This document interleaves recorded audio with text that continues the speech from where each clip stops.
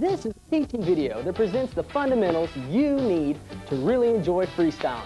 But before we meet our instructors, Todd and Eric Evans, let's let the Evans Brothers freestyle team finish what they've started. Bring it on, guys!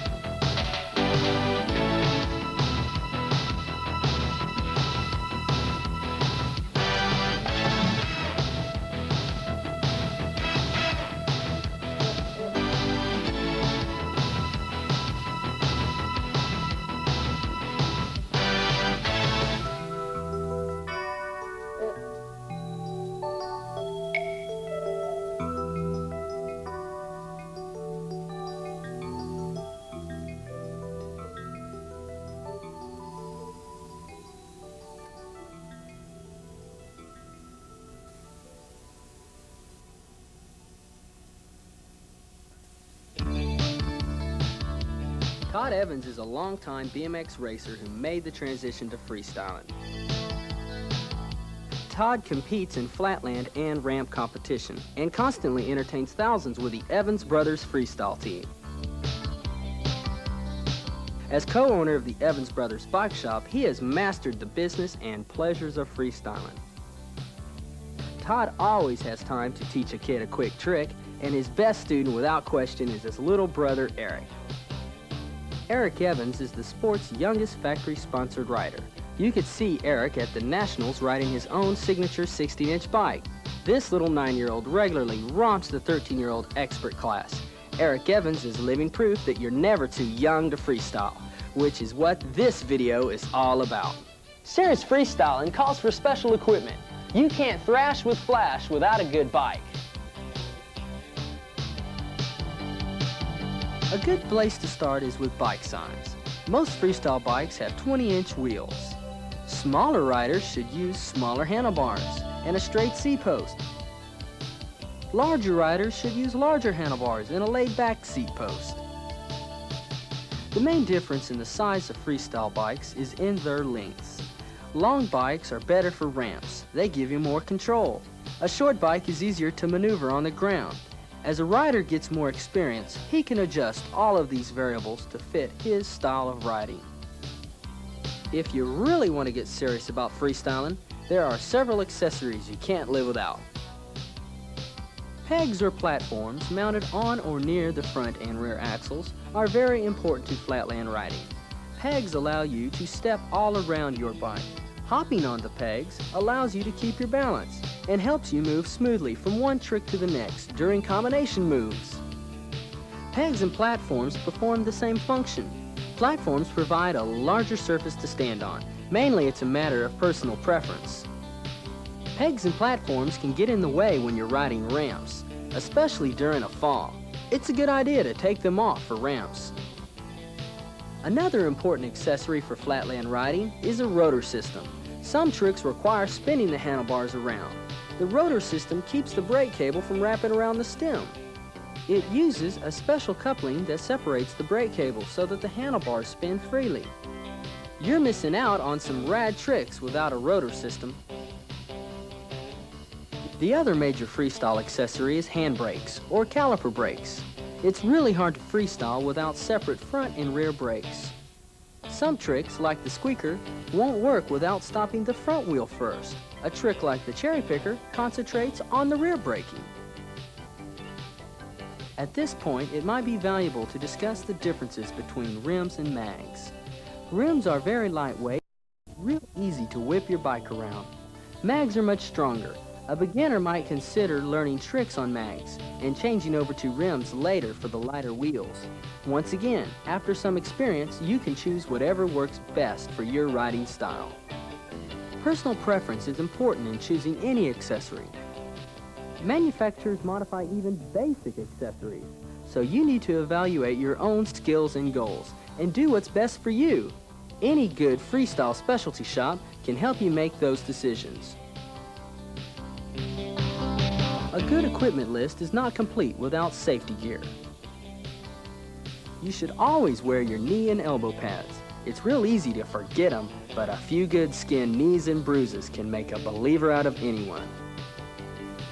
Leathers can also help with scrapes, but even if you can't afford leathers, at least wear pads. A helmet is also something that every rider should have. The value of a helmet for ramps is obvious. A brain bucket might not seem so important for flat landing, but it is. There are plenty of ways to turn out the lights on the ground too. Head injuries are too serious to gamble with. Always wear a helmet. Gloves can keep fingers from being jammed or smashed when riding ramps. They also can keep you from buffing your paws when riding flatland too.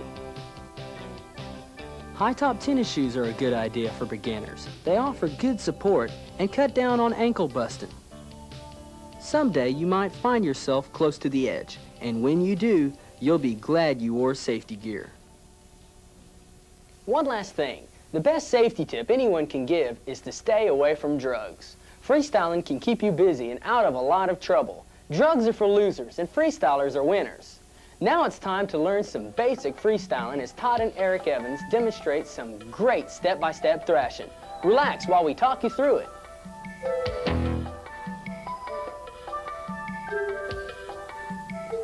Okay, Todd, on this first trick, we got you Bayside doing boomer ankle hops. Yeah, this is a super fun trick. Might get a little dizzy, though. There's a combination move. I'm taking two tricks and putting them into one. Okay, take us through it, step by step. Okay, here I'm standing on the left side of my bike. With my right leg, it's free to move all the way around the side of the bike, land on the pedal, reach back around, land on your pegs. All right, pedal placement's pretty important.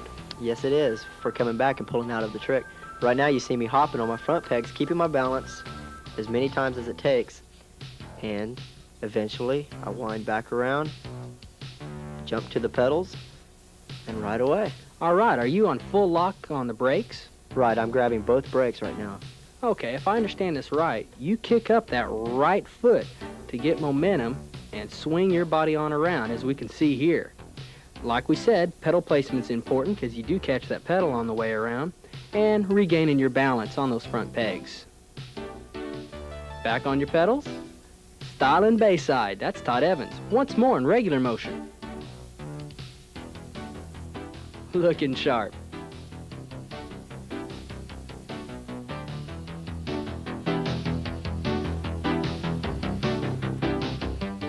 Is this a difficult trick, Eric? Not really. So most every average rider can pull it off. Yeah. Pretty neat looking, doesn't look too complicated. Run us through it. Well, first I'll start off on the back pegs, and then I do an endo, and I grab the seat and start pushing the tire. And whenever I push the tire, it gives me momentum for the tight circles, and I wait for the pedals to come and I ride out.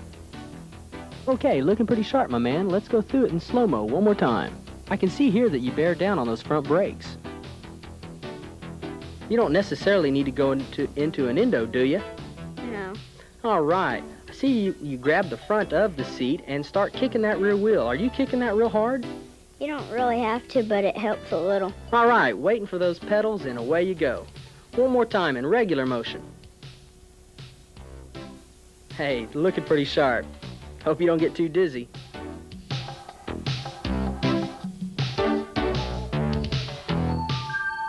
We're back with Todd for a third trick, and it's a Squeaker peg pickers. All right, is this for the novice or the expert? This is definitely an expert trick. Okay, styling combination move. Run us through it. Okay, here's the squeaker part of the trick right here coming up. You'll place your foot on the rear of the tire. Start walking it back till you feel confident that you've got your balance. Put your foot on the rear peg, swing your other leg up and over, grab your forks, and you're hopping.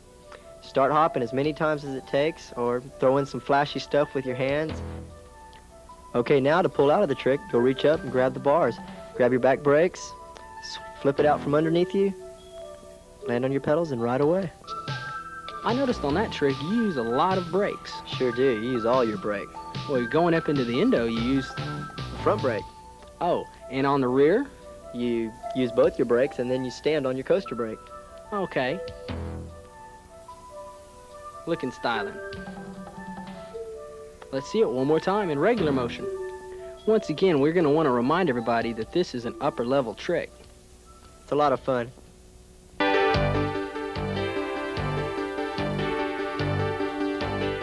Okay, Hurricane, let's take a look at your front wheel balance. This is a pretty neat trick. Is it real hard? No, most people can do it. Well, let's go through it step by step in slow motion, okay? Well, first you start off on your front and back peg, and then you swing real quick and grab the seat, and then you regain your balance by your feet right there, and then you sit down on the grip and put your foot right there, and you can do whatever you want, but I took my hands off. Oh, okay. Putting a little flash in there. That's pretty styling. I see here that you're regaining your balance. Yeah.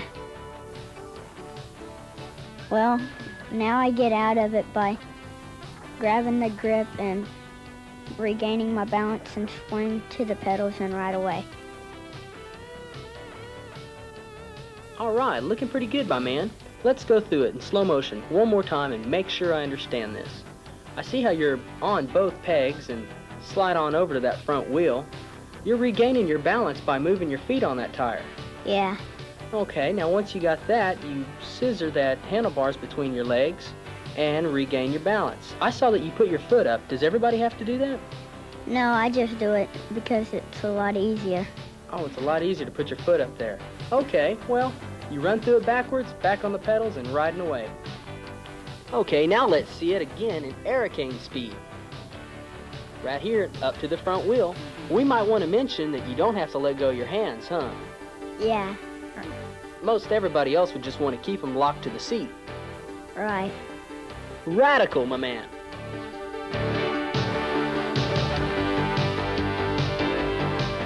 Here's Todd Evans with yet another combination move. It's called a bar hop switch stance. This is a super fun trick, Scott. This is something that the kids can really get into and probably learn in a couple of days. Okay, well, balance is a must. What about upper body strength? Upper body strength isn't that important, just a lot of balance.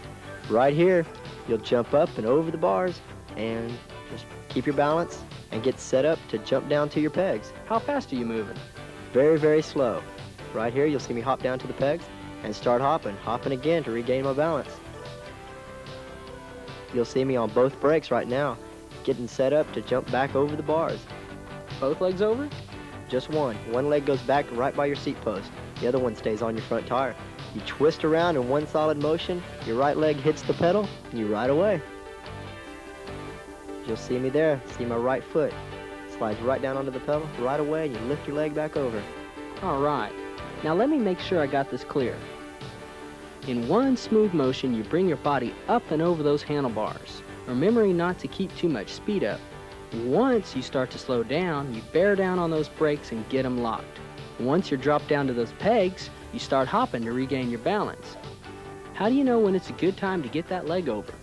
As soon as you're sure and confident you got all your balance together, then you'll spin it around. Your right foot hits the pedal and you ride away. All right, yet another styling combination move. Let's see it again in regular motion. There you go, up and over the bars. Grab the front brakes, start hopping and get my balance, switch back around. Right leg hits the pedal and I'm off again. Smooth trick.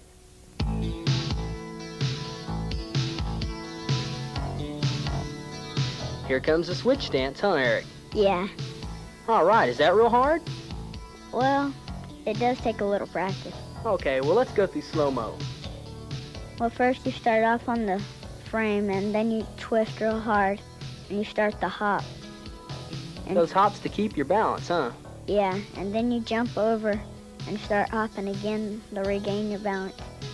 And to come out of it, you can swing right out. All right, back on the pedals and riding away. Now let me make sure I got this clear.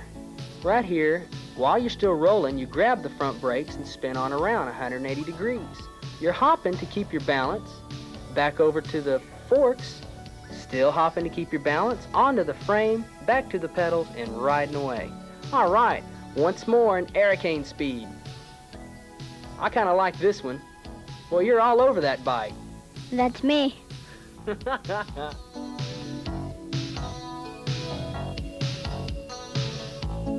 Here's Todd with a real crowd pleaser. It's called a 360 cherry picker. This is a super fun trick. I dedicate this one to my mom. This is her favorite. She's not the only one pleased with this trick. Run us through it. Okay, I got my right foot on the left side of the bike. There, I'm going to bear down on the brake, stop the bike, swing it around, throw my leg over, and start hopping and catch my balance once again. There you see my foot placement on the frame and the tire, my hand placements on the front tire, and now you're free to move around like you wish. All right, you can really show off. It's a fun trick. How do you get out of it? You grab the front tire and the handlebar. It's just the same way as going up, but opposite. Right there, you'll swing back around, foot hits the pedal, and you're off. All right, let's go through it one more time. All right, I can see here how you slow down, and you're going to be using this leg to get momentum enough to bring the bike up and over 360 degrees, and you're locked into it. Tell me about your foot placement. Okay, right there I'm standing on the rear wheel and the seat tube of the bicycle. And then I locked my legs onto the head tube. That way I can take my hands off and do what I want to with my hands. And then I grab the bars, spin out of it, and ride away. All right, you talk about a freestyling, showing off trick supreme. Check it out. Man, that looks styling. A lot of hopping and bouncing. Man, definitely an upper level trick. Bye BMXers, see you next time.